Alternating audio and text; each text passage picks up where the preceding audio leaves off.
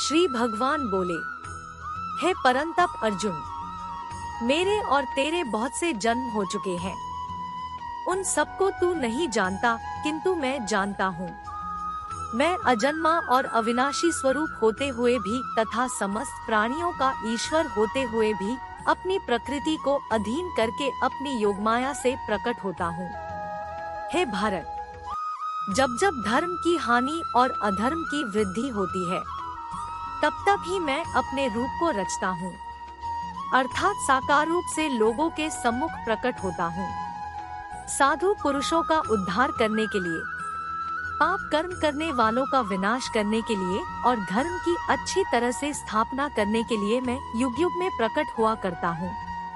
हे अर्जुन, मेरे जन्म और कर्म दिव्य अर्थात निर्मल और अलौकिक है। इस प्रकार जो मनुष्य तत्व से जान लेता है, वह शरीर को त्याग कर फिर जन्म को प्राप्त नहीं होता, किंतु मुझे ही प्राप्त होता है।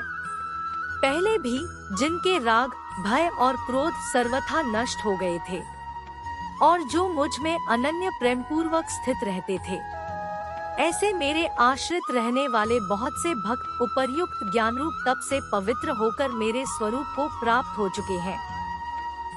हे अर्जुन, जो भक्त मुझे जिस प्रकार भजते हैं, मैं भी उनको उसी प्रकार भजता हूँ, क्योंकि सभी मनुष्य सब प्रकार से मेरे ही मार्ग का अनुसरण करते हैं।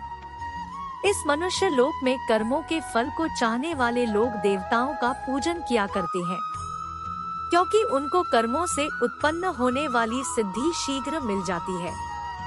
ब्राह्मण, क्षत्रिय, वैश्य और शूद्र इन 4 वर्णों का समूह गुण और कर्मांक विभाग पूर्वक मेरे द्वारा रचा गया है।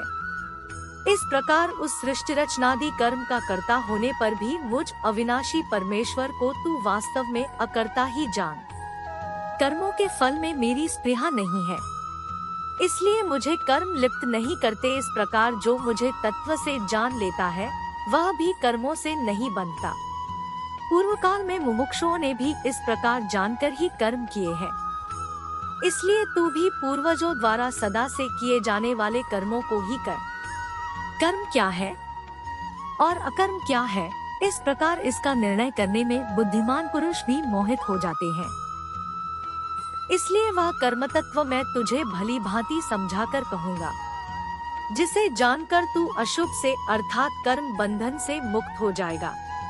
कर्म का स्वरूप भी जानना चाहिए और अकर्म का स्वरूप भी जानना चाहिए तथा विकर्म का स्वरूप भी जानना चाहिए, क्योंकि कर्म की गति गहन है। जो मनुष्य कर्म में अकर्म देखता है और जो अकर्म में कर्म देखता है, वह मनुष्यों में बुद्धिमान है और वह योगी समस्त कर्मों को करने वाला है, जिसके संपूर्ण शास्त्र सम्मत कर्म बिना कामना और संकल्प के होते हैं तथा जिसके समस्त कर्म ज्ञान रूप अग्नि के द्वारा भस्म हो गए हैं।